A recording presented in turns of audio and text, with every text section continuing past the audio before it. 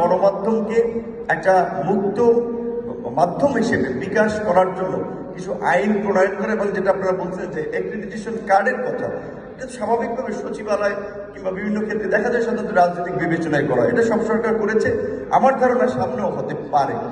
তো সেই ক্ষেত্রে আপনাদের সুযোগ ছিল এই সীমান্তদের একটা পরিবর্তন করা, আপনারাও জোরালোভাবে আওয়াজ তুলতে পারেন নাই।